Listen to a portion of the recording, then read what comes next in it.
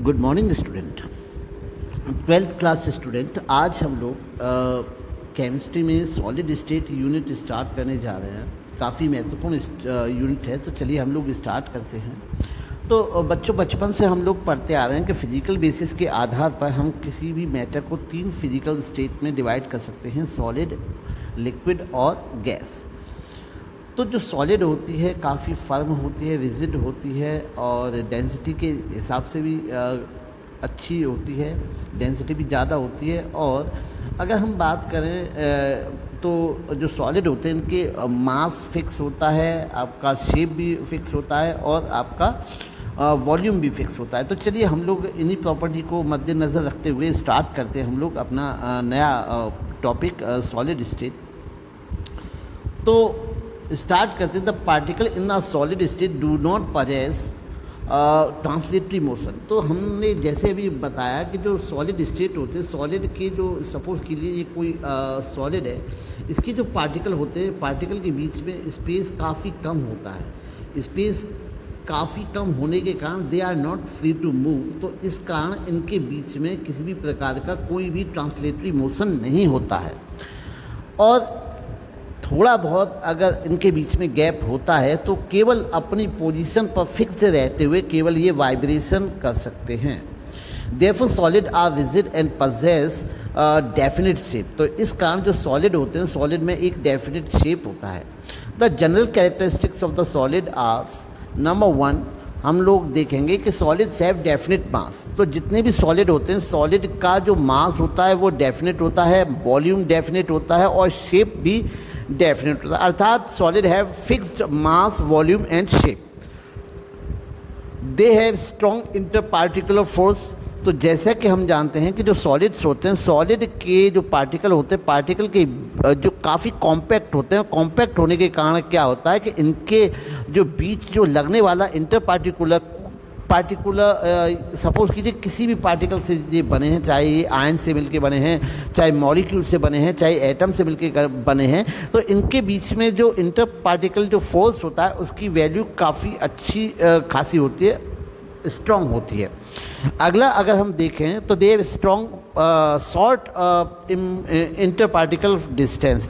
क्योंकि जो सॉलिड होते हैं, सॉलिड के जो पार्टिकल होते हैं उनकी जो कह सकते हैं जो डिस्टेंस काफ़ी कम होती है। इसी कारण तो वे सॉलिड हैं, क्योंकि उनकी डेंसिटी काफ़ी अच्छी खासी होती है। अच्छी का मतलब ज़्यादा डेंसिटी होती है, डेंसिटी मतलब मास पर यूनिट वॉल्यूम। तो कह सकते हैं कि ये जो पार्टिकल्स होते हैं, पार्टिकल काफ़ी नज़दीक होते हैं।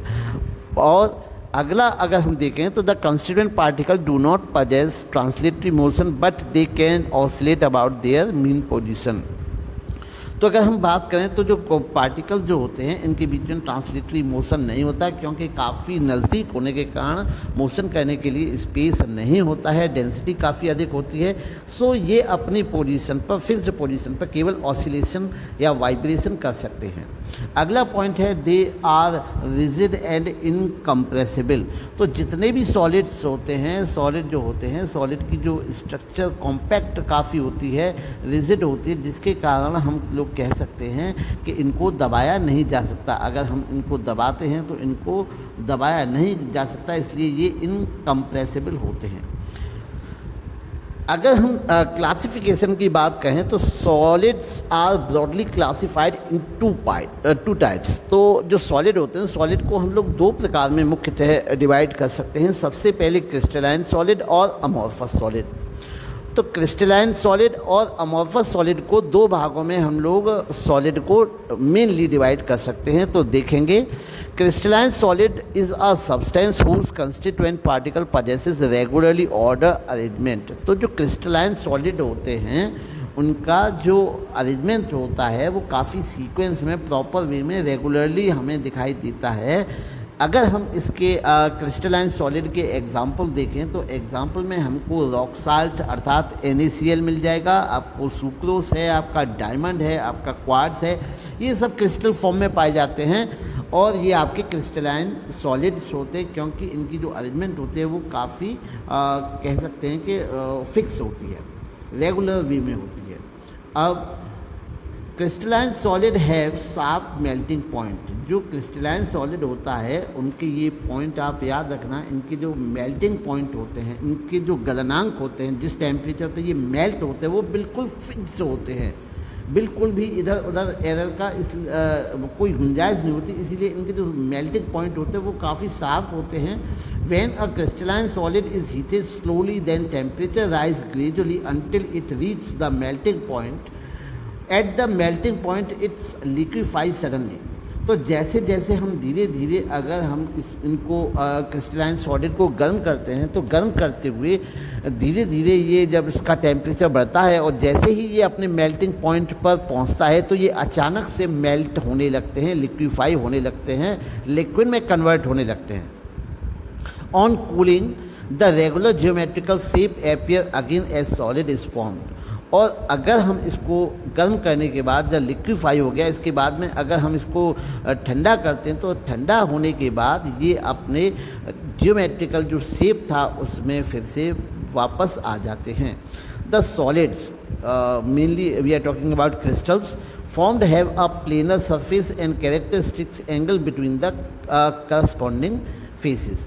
तो जो क्रिस्टलाइन जो सॉलिड होते हैं वे एक प्लेनर सरफेस बनाते हैं और इनके बीच में जो करस्पॉन्डिंग जो फेस होते हैं वहाँ पर एंगल होता है। The crystalline solid can be cleaved only along the definite planes and cleavage gives a clean cut. अगर हम क्रिस्टलाइन सॉलिड को अगर हम काटते हैं, तोड़ते हैं तो ये एक शार्पली वे में कट जाता है। Crystalline solids are consider as true solid. बड़ी महत्वपूर्ण बात है। तो जो क्रिस्टलाइन सॉलिड होते हैं उनको हम ट्रू सॉलिड की संज्ञा देते हैं, ये वास्तविक सॉलिड होते हैं। तो कह सकते हैं कि जो crystalline solids are the true solid. तो क्रिस्टलाइन जो सॉलिड होते हैं उनको वास्तविक सॉलिड की संज्ञा देते हैं, कहा जाता है। Some substance adopted different arrangement of the particle in solid state having rise in the different crystalline structure. For example carbon exist in 2 crystal form. अगर हम बात करें कार्बन एलिमेंट की तो कार्बन की 2 प्रमुख रूप से क्रिस्टलाइन फॉर्म होती हैं। एक फॉर्म होती है आपकी ग्रेफाइट और एक होती है आपकी diamond. These are different crystalline form of a substance is known as polymorphic forms। एक ही एलिमेंट की 2 क्रिस्टल फॉर्म का होना पॉलीमॉर्फिक फॉर्म कहलाता है और इसको हम पॉलीमॉर्फिज्म भी कहते हैं। और ऐसे जो सब्सटेंस होते हैं उनको हम पॉलीमॉर्फ कहते हैं। Similarly monoclinic sulphur and rhombic sulphur are polymorphic form of the sulphur. तो इसी प्रकार से सल्फर भी एक ऐसा एलिमेंट है जिसकी more than 1 form of the crystalline पाई जाती हैं। ये आपका मोनोक्लिनिक सल्फर और आपका रोम्बिक सल्फर। तो ये बच्चों था क्रिस्टलाइन सॉलिड के बारे में। अब हम लोग देखते हैं अमॉर्फस सॉलिड के बारे में। Amorphous solid is a substance whose constituent particle do not possess regularly order arrangement. तो अमॉर्फस सॉलिड ऐसे सब्सटेंस होते हैं जिनके कंस्टिट्यूएंट पार्टिकल किसी भी रेगुलर अरेंजमेंट में उपस्थित नहीं होते हैं। इनका जो ढांचा होता है, जो लैक्टिस होती है, वो रेगुलर वे में नहीं होती है।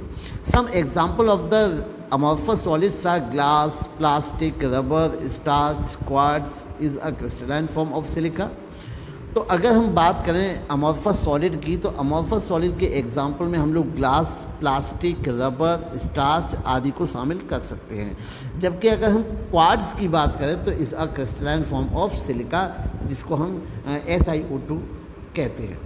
इन SiO4 tetrahedra are connected in one another such way two oxygen atom of the SiO4 is tetrahedron is share with the silicon atom.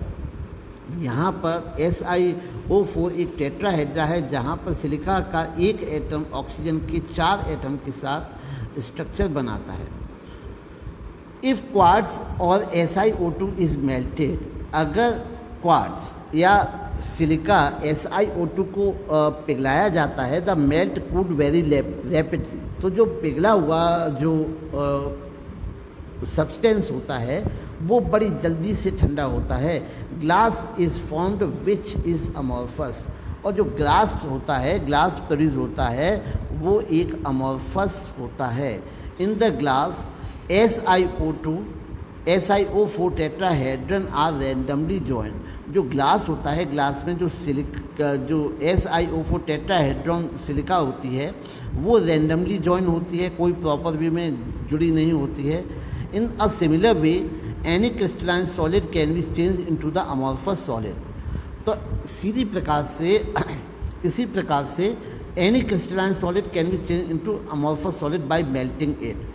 किसी भी सॉलिड को हम लोग क्रिस्टलाइन सॉलिड को मेल्ट करके अमॉर्फस सॉलिड में कन्वर्ट कर सकते हैं। याद रखें, किसी भी क्रिस्टलाइन सॉलिड को हम गर्म करने के बाद, उसको मेल्ट करने के बाद हम लोग अमॉर्फस सॉलिड में कन्वर्ट कर सकते हैं। And then cooling the molten mass rapidly. When amorphous solid are heated slowly they become crystalline at some temperature. जब हम अमॉर्फस सॉलिड को गर्म करते हैं, हीट करते हैं, तो वो धीरे धीरे किसी निश्चित टेम्परेचर पर क्रिस्टलाइन फॉर्म में भी परिवर्तित हो जाती है। दो amorphous solid do not possesses long range regularity, they may possesses small region of orderly arrangement. हम लोग जानते हैं कि जैसा कि हमने बताया कि जो अमॉर्फस सॉलिड होते हैं, अमॉर्फस सॉलिड में लंबी अगर हम देखें तो लंबी श्रृंखला में अगर हम उनकी स्ट्रक्चर देखें तो वो रेगुलर वे में नहीं होती है। लेकिन किसी भी सॉलिड के किसी एक पोर्शन को देखें, एक हिस्से को देखें, तो एक हिस्से पे उन अमॉर्फस सॉलिड भी एक रेगुलर पैटर्न में अरेंज हो सकता है। तो अर्थात हम कह सकते हैं कि वहाँ पर भी क्रिस्टलाइन पार्ट उपस्थित होता है। तो क्योंकि क्रिस्टलाइन पार्ट से तात्पर्य है कि रेगुलर पैटर्न, अगर रेगुलर पैटर्न होगा कंस्टिट्यूएंट पार्टिकल का तो वो तो क्रिस्टलाइन कह सकते हैं कि पार्ट होगा। लेकिन जैसा कि हम जानते हैं कि ज़्यादातर एक विस्तृत क्षेत्र में, एक बड़े क्षेत्र में अमॉर्फस सॉलिड का जो पैटर्न होता है वो इरेगुलर होता है। लेकिन अगर हम छोटे छोटे फ्रेगमेंट की स्टडी करें तो हम वहाँ पर शॉर्ट कह सकते हैं कि छोटी मात्रा में हमें रेगुलर अरेंजमेंट मिल जाता है। अर्थात कह सकते हैं कि इसके अंदर भी क्रिस्टलाइन पार्ट उपस्थित होता है। An amorphous solid do not possesses sharp melting point. काफ़ी अच्छा है अगर हम यहाँ पर इन दोनों को कंपेयर करें तो जो क्रिस्टलाइन की याद करो, जो क्रिस्टलाइन में मैंने बताया था कि इनका जो मेल्टिंग पॉइंट होता है काफ़ी शार्प होता है। लेकिन अगर हम बात करते हैं अमॉर्फस सॉलिड की, तो अमॉर्फस सॉलिड में चूँकि उनकी जो स्ट्रक्चर होती है वो यूनिफॉर्म नहीं होती है, तो इस कारण उसका जो मेल्टिंग पॉइंट होता है वो भी शार्प नहीं होता है, बिल्कुल फिक्स नहीं होता है। And undergo liquefaction over a broad range of temperature. तो ये किसी एक फिक्स टेम्परेचर पर न होकर एक टेम्परेचर की एक पर्टिकुलर जो रेंज होती है, जैसे सपोज़ कीजिए 80 to 90 डिग्री सेल्सियस या फिर 80 to 85 डिग्री सेल्सियस, तो कोई एक फिक्स टेम्परेचर न होके एक टेम्परेचर की एक रेंज होती है, एक टेम्परेचर की रेंज होती है। उस टेम्परेचर की रेंज में ये कह सकते हैं कि मेल्ट करता है। That is why glasses and plastic often soften over the temperature range. और जिसके कारण हम लोग देखते हैं कि जो ग्लास और जो प्लास्टिक होते हैं वो एक टेम्परेचर की जो रेंज होती है वहाँ पर कह सकते हैं कि एक सॉफ्ट होते हैं। दे कैन बी मोल्डेड और blown into the various shape. इनको इनमें फ्लेक्सिबिलिटी होने के कारण इनको मोल्ड करके कई प्रकार की शेप में डाला जा सकता है। Amorphous solid do not possess characteristics heat of fusion. जो अमॉर्फस सॉलिड होते हैं उनमें हीट के साथ हीट होने पर फ्यूज़न होने की प्रॉपर्टी नहीं होती है। Like amorphous solid have tendency to flow. Liquid के समान, जैसे कि लिक्विड होते हैं, लिक्विड के समान जो अमॉर्फस सॉलिड होते हैं उनमें भी फ्लो करने की टेंडेंसी होती है एट वेरी स्लो, यद्यपि बहुत कम। अर्थात हम कह सकते हैं कि जो इनमें फ्लो करने की जो प्रॉपर्टी होती है वो लिक्विड के समान नहीं होती, जितनी रैपिड नहीं होती, लेकिन फिर भी यहाँ पे कुछ मात्रा में वेरी स्लो रेट से जो अमॉर्फस सॉलिड होते हैं वो फ्लो कर सकते हैं। Therefore, amorphous solid are sometimes called supercooled liquid or pseudo solid। तो बहुत महत्वपूर्ण ये टर्म है कि जो, क्योंकि यहाँ पर सॉलिड होते हुए भी यहाँ पर ये कुछ मायने में जो प्रॉपर्टी शो करते हैं वो लिक्विड के समान शो करते हैं। इस कारण इस प्रकार के सॉलिड को, किस प्रकार के सॉलिड को, अर्थात अमॉर्फस सॉलिड को हम सुपर कूल्ड लिक्विड कहते हैं। और अर्थात सुपर कूल्ड लिक्विड या फिर स्यूडो सॉलिड, स्यूडो मतलब झूठे, तो इनको स्यूडो सॉलिड हम कहते हैं। The tendency to flow in amorphous solid is illustrated by the fact of the glass plane in a windows old historical building are found to be thicker at the bottom and at the top. तो हम लोग देखते हैं कि ज़्यादा पुराने जो historical buildings होते हैं उनके जो कांच होते हैं वो आपके बॉटम और टॉप पर ज़्यादा थिक हो जाते हैं, क्योंकि उनमें धीरे धीरे स्लो रेट से जो ग्लास होता है एक प्रकार से फ्लो करता है टुवर्ड्स द एंड।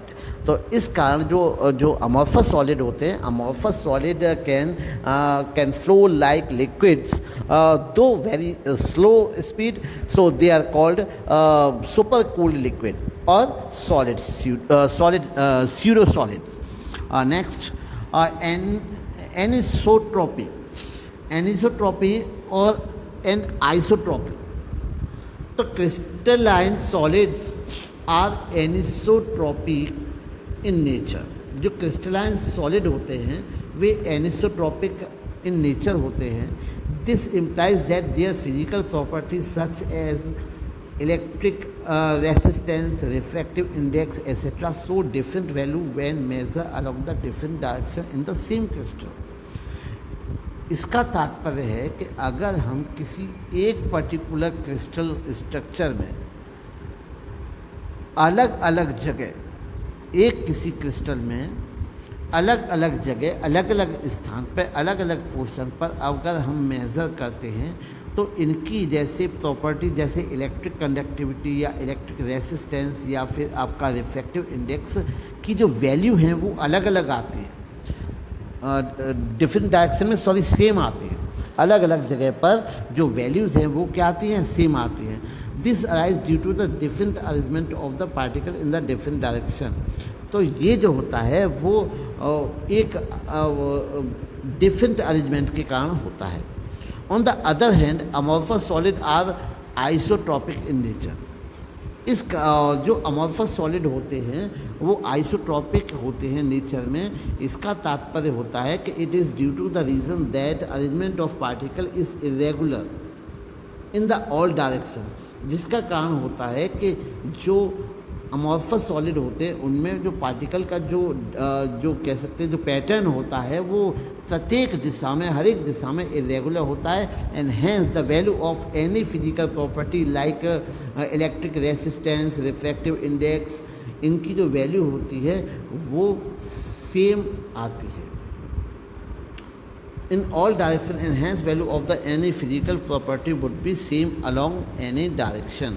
तो यहाँ पर हम लोग देखते हैं कि आपका आइसोट्रॉपिक और आपका एक बार और आपको एनिसोट्रॉपी और आइसोट्रॉपी काफ़ी अच्छी टर्म्स हैं तो मैं फिर से बता दूं।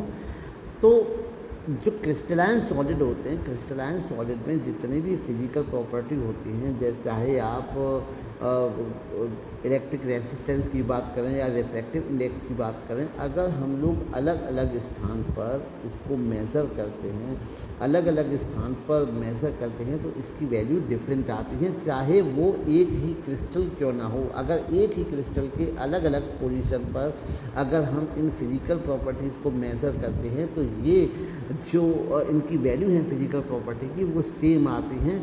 और इसके पीछे का जो तथ्य होता है वो यहाँ पर डिफरेंट अरेंजमेंट ऑफ पार्टिकल होने के कारण होता है कि प्रत्येक डायरेक्शन में जो अरेंजमेंट होता है वो क्या होता है, अलग होता है। अगर हम बात करें अमॉर्फस सॉलिड की, तो वहाँ पे जो कह सकते हैं कि आइसोट्रॉपिक नेचर के होते हैं, अर्थात आइसो का मतलब सेम। तो यहाँ पे हम लोग देखते हैं कि अगर हम फिज़िकल प्रॉपर्टी, चाहे आपकी रेसिस्टेंस, रिफ्रैक्टिव इंडेक्स, इन सभी की अगर हम प्रत्येक डायरेक्शन में को मेज़र करते हैं तो इन प्रॉपर्टी की जो वैल्यू है वो सेम आती है और प्रत्येक दिशा में समान आती है। इसी कारण इसको हम आइसोट्रॉपिक कहते हैं। जो अमॉर्फस सॉलिड जो होते हैं वो आइसोट्रॉपिक होते हैं और आपके जो क्रिस्टलाइन सॉलिड होते हैं वो एनिसोट्रॉपिक होते हैं।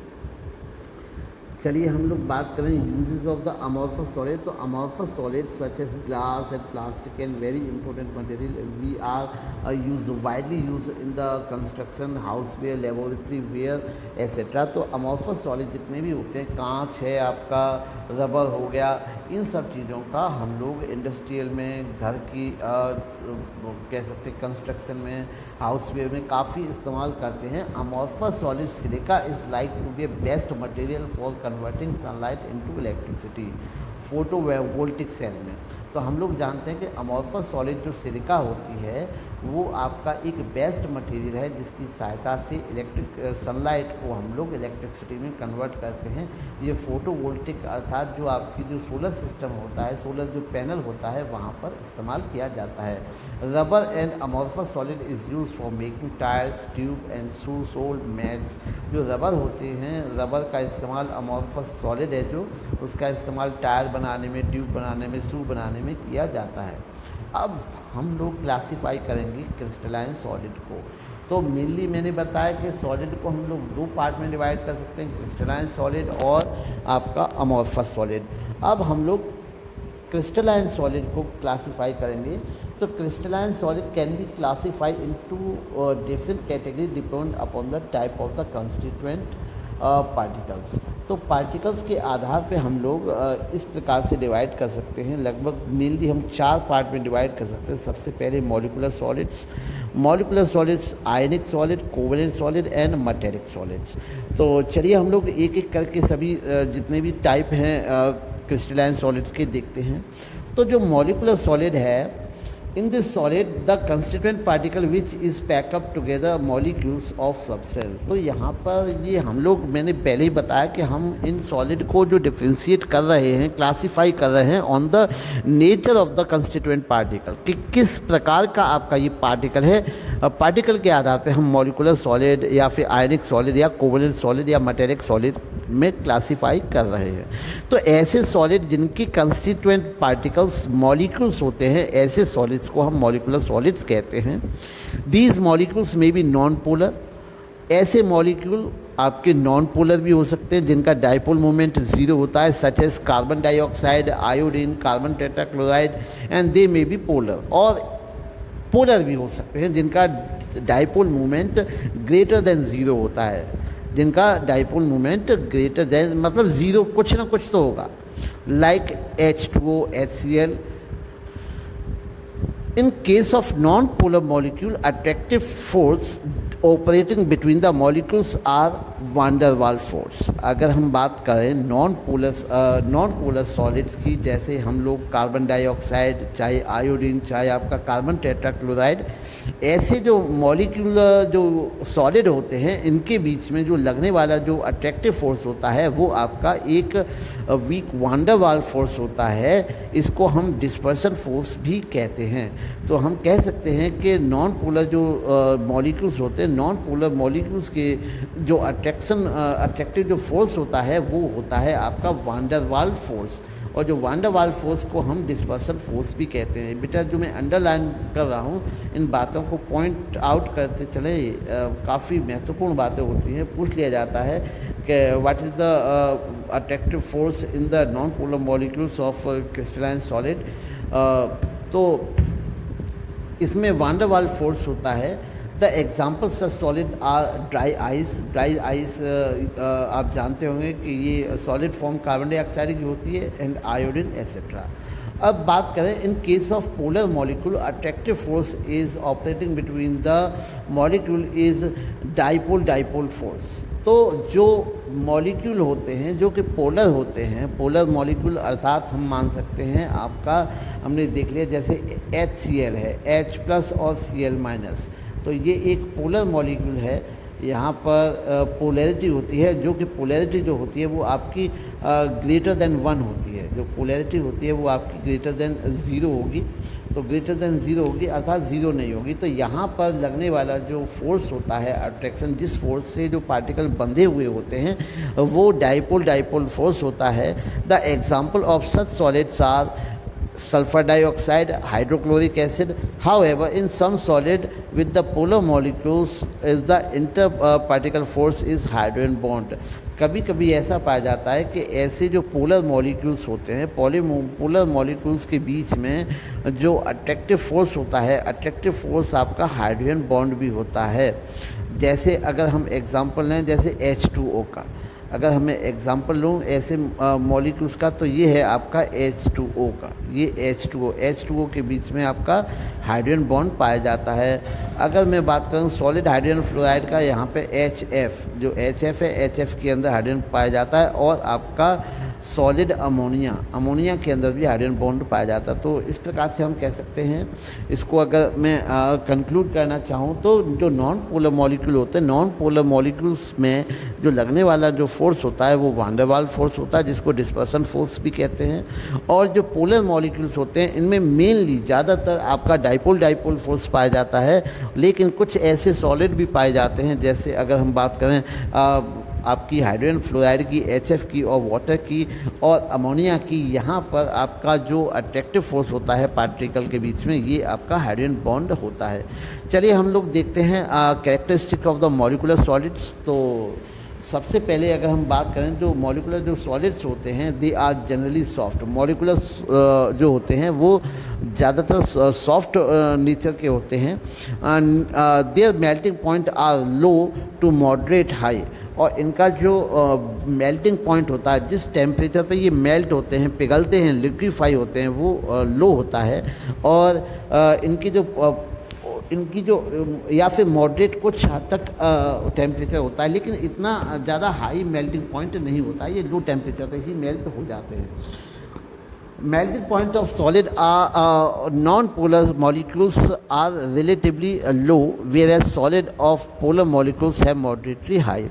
तो ऐसे जो नॉन पोलर मॉलिक्यूल्स होते हैं इनके जो मेल्टिंग पॉइंट होते हैं वो कह सकते हैं कि कम होते हैं, और जो पोलर मॉलिक्यूल्स होते हैं उनके कुछ हद तक हाई होते हैं।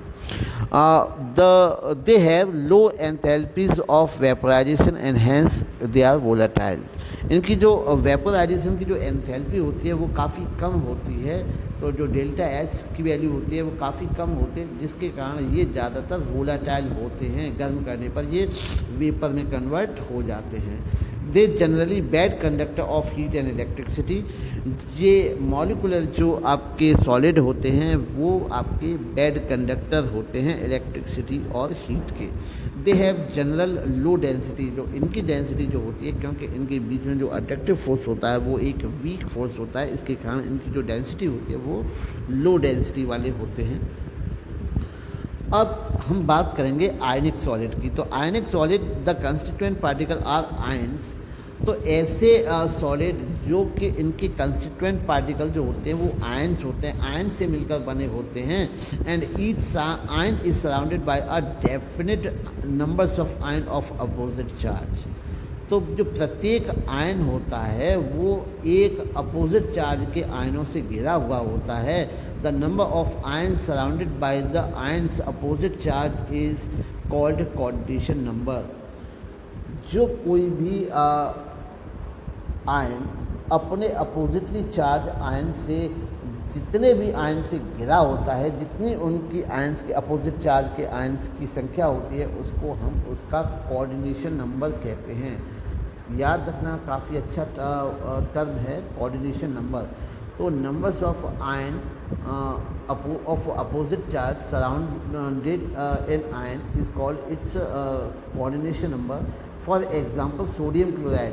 Sodium chloride crystal, each sodium ion Na plus surrounded by 6 chloride ion. तो अगर हम स्ट्रक्चर बात करें, जैसे कि हम लोग जानते हैं कि NaCl है आपका, NaCl, तो Na प्लस जो होता है वो आपके 6 क्लोराइड आयन से सराउंडेड होता है। क्लोराइड NaCl के अगर हम क्लस्टर की स्ट्रक्चर देखेंगे तो हम पाएंगे कि जो Na होता है सोडियम होता है, वो 6 क्लोराइड आयन से घिरा हुआ होता है।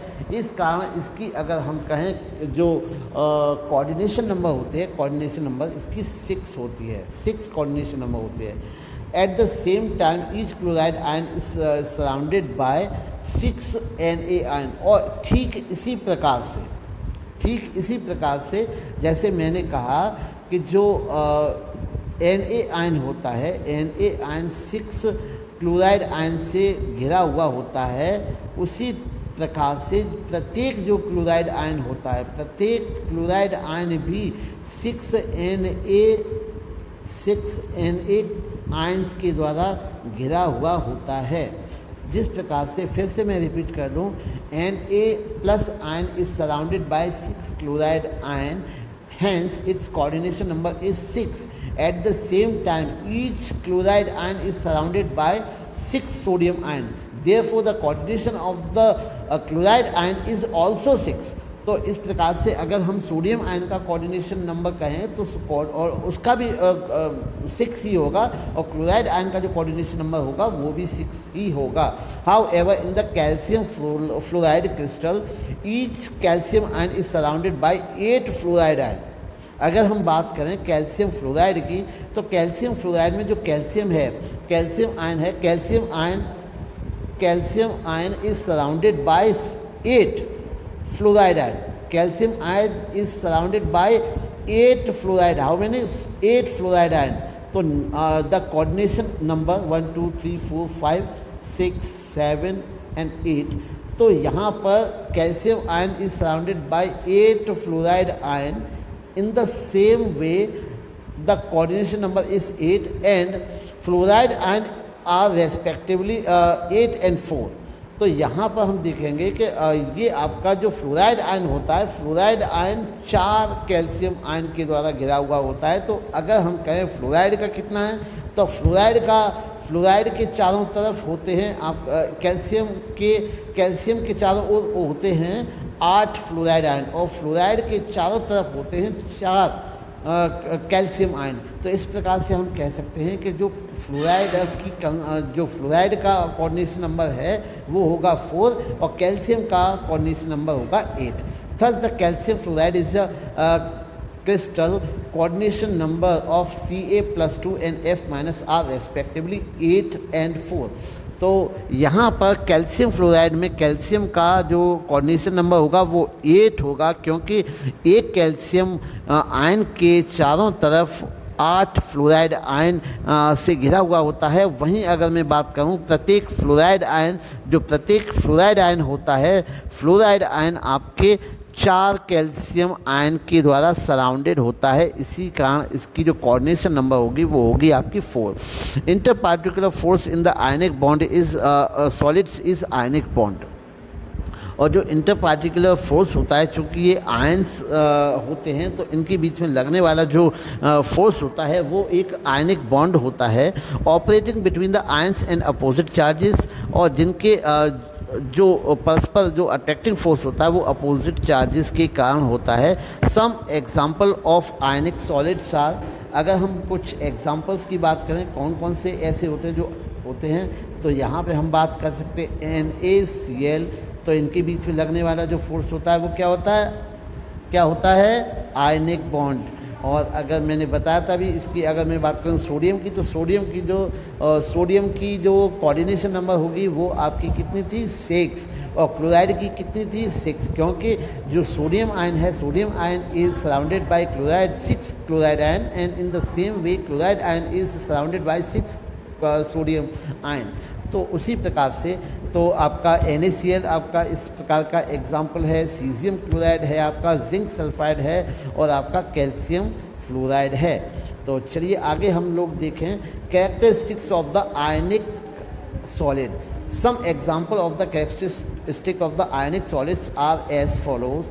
नंबर 1, जो क्रिस्टल होते हैं, आयनिक क्रिस्टल जो होते हैं वो आपके हार्ड और ब्रिटल होते हैं।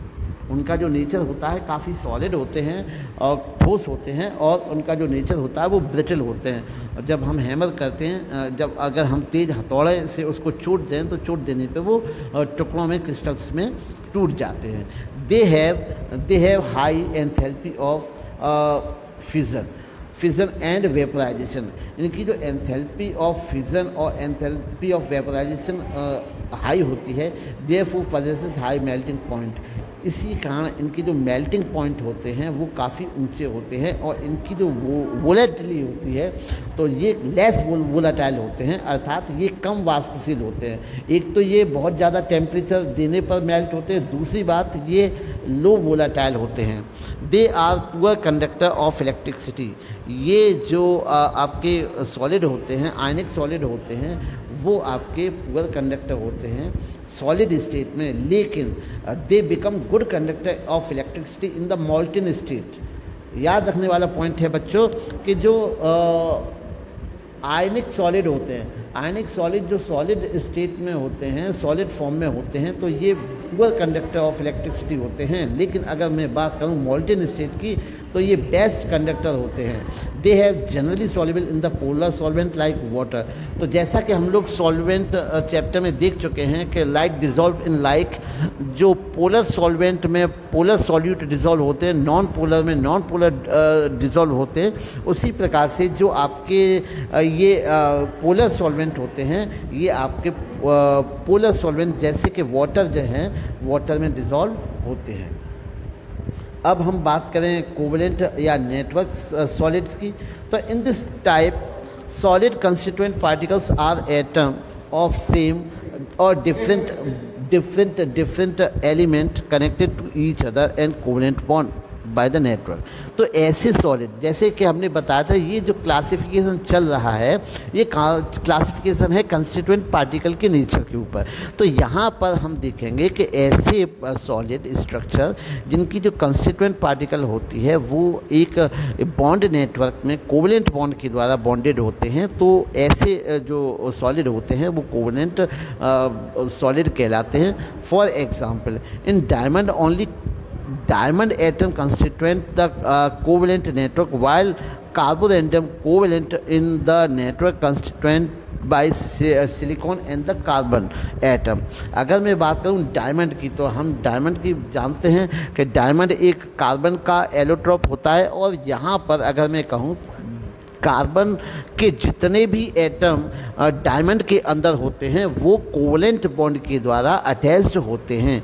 इसी प्रकार से अगर मैं कहूँ कार्बोरेंडम की, तो कार्बोरेंडम में जिसके कंस्टिट्यूएंट जो एटम होते हैं वो सिलिकॉन और कार्बन होते हैं, तो यहाँ पर आपके कार्बोरेंडम के अंतर्गत जो सिलिकॉन और कार्बन होते हैं वे भी आपस में कोवलेंट बॉन्ड के द्वारा ही अटैच होते हैं। तो उनकी जो पूरी जो स्ट्रक्चर होती है, पूरी स्ट्रक्चर कार्बन और आपके सिलिकॉन की कोवलेंट बॉन्ड के द्वारा निर्मित होती है, बनी हुई होती है। Obviously in the interparticular force operating this solid is covalent bond, these solids are also called as network solid. जैसा कि हमने अभी चर्चा की, बताया कि जितने भी कोवलेंट सॉलिड होते हैं उनकी जो स्ट्रक्चर होती है वो कोवलेंट बॉन्ड के द्वारा बनी होती है। इसी कारण ये जो सॉलिड होते हैं इनको हम नेटवर्क सॉलिड भी कहते हैं, because the covalent bond extend in the 3 dimension forming giant interlocking structure. जब हम इनके 3D स्ट्रक्चर देखते हैं तो हम पाते हैं कि जो कोवलेंट बॉन्ड है, कोवलेंट बॉन्ड 3D स्ट्रक्चर में काफ़ी इंटरलॉक किए हुए एक काफ़ी बड़ी और बृहद कह सकते हैं स्ट्रक्चर तैयार करता है। Some example of the covalent solids are, अगर हम कुछ एग्जाम्पल की बात करें कि कौन कौन से ऐसे सॉलिड हैं जिनकी जो स्ट्रक्चर होती है वो आपकी सॉलिड होती है, और जो कोवलेंट बॉन्ड होती है इनमें प्रमुख रूप से आपका डायमंड है। डायमंड आपका कोवलेंट होता है सिलिकॉन कार्बाइड। सिलिकॉन कार्बाइड को हम कार्बोरेंडम भी कहते हैं, और आपकी सिलिका। तो ये ऐसे कुछ सॉलिड होते हैं, इनकी जो कह सकते हैं जो स्ट्रक्चर होती है वो नेटवर्क सॉलिड के कहलाती है, या फिर कोवलेंट बॉन्ड के द्वारा निर्मित होने के कारण कोवलेंट सॉलिड कहलाते हैं। अगर हम बच्चों चर्चा करें कि इनके कैरेक्टरिस्टिक्स की, तो जो कैरेक्टरिस्टिक्स होते हैं they are very hard and brittle. ये काफ़ी, क्योंकि इनके बीच में जो लगने वाला जो फोर्स होता है वो कोवलेंट बॉन्ड का एक स्ट्रॉन्ग फोर्स होता है, तो ये काफ़ी हार्ड होते हैं और ब्रिटल होते हैं। डायमंड इज़, सब बच्चे जानते हैं, ये एक जनरल क्वेश्चन है, एक जनरल नॉलेज का भी क्वेश्चन मान सकते हैं कि diamond is a hardest substance that occur in the nature. प्रकृति में जितने भी एलिमेंट पाए जाते हैं, जितने भी सब्सटेंस पाए जाते हैं, सभी सब्सटेंस में जो हार्डेस्ट सब्सटेंस माना जाता है उसको माना जाता है डायमंड को। तो diamond is suppose to be a hardest substance. Now देखते हैं, they have very high melting point. तो जो कोवलेंट जो सॉलिड होते हैं, क्योंकि ये कोवलेंट स्ट्रॉन्ग कोवलेंट बॉन्ड के द्वारा ये अटैच होते हैं, तो इनकी जो मेल्टिंग पॉइंट होते हैं काफ़ी हाई होते हैं। They have poor conductor of heat and electricity. और ये जो सॉलिड होते हैं वो इलेक्ट्रिसिटी और हीट के अच्छे कंडक्टर नहीं माने जाते। होगा कि जो ग्रेफाइट होता है, ग्रेफाइट भी एक प्रकार से नेटवर्क सॉलिड है, but it's so exceptional property due to the typical structure. लेकिन ये अपने कुछ विशेष प्रकार के स्ट्रक्चर के कारण ये एक एक्सेप्शनल प्रॉपर्टी को शो करता है। तो फिर से मैं बताऊंगा कि जो ग्रेफाइट, क्योंकि जो एक्सेप्शन है, जो ऑब्वियसली जो होते हैं उनका तो कोई दिक्कत नहीं, जो एक्सेप्शनल बिहेवियर शो करता है उसको लर्न करना बहुत आवश्यक होता है। तो हम कह सकते हैं कि जो ग्रेफाइट होता है वो भी एक प्रकार का नेटवर्क सॉलिड है, लेकिन ये एक्सेप्शनल प्रॉपर्टी शो करता है इसके टिपिकल स्ट्रक्चर के कारण। जो ग्रेफाइट होता है हम जानते हैं सॉलिड होता है, जबकि बाकी के हमने बताया था कि काफ़ी ब्रिटल होते हैं, ब्रिटल होते हैं और काफ़ी सॉलिड होते हैं, काफ़ी रिजिड होते हैं। और ये it is used as lubricant. इसका इस्तेमाल चिकनाई वाले पदार्थों के रूप में किया जाता है। It is also good conductor of electricity, जो कि हमने प्रॉपर्टी में देखी थी कि जो आपके कोवलेंट सॉलिड होते हैं वो अच्छे कंडक्टर नहीं होते हैं। लेकिन अपवाद रूप से अगर हम बात करें ग्रेफाइट की, तो ग्रेफाइट अच्छा कंडक्टर होता है इलेक्ट्रिसिटी का, और इसका इलेक्ट्रोड बनाने के काम में भी इस्तेमाल किया जाता है। तो अगर मैं कहूँ कि ये नेटवर्क सेक्शन ऑफ द, ये आपका डायमंड का है, ये आपका ग्रेफाइट का है, ये दोनों आपके यहाँ पर एक पार्टिकल से लेके दूसरे पार्टिकल की जो डिस्टेंस है वो आपकी 154 पिकोमीटर है, और यहाँ पर आपकी जो है वो आपकी इनके बीच की पार्टिकल की जो डिस्टेंस है वो आपकी 141 पॉइंट है। और यहाँ से ये एक फ्रैक्शन से दूसरे फ्रैक्शन तक की कह सकते हैं कि एक इलेक्ट्रिक से यहाँ तक की जो दूसरी जो है स्ट्रक्चर, वहाँ तक की जो डिस्टेंस है वो आपके 340 पिकोमीटर है। चलिए आगे हम लोग देखते हैं, फाइनली हम लोग देखते हैं मेटेलिक सॉलिड्स। तो जो मेटेलिक सॉलिड्स होते हैं, in this type of the solid the constituent particles are metal atom. ऐसे जो सॉलिड होते हैं, मेटेलिक सॉलिड होते हैं, मेटेलिक सॉलिड की जो कंस्टिट्यूएंट जो पार्टिकल होते हैं वो होते हैं आपके मेटेलिक एटम्स या मेटल एटम।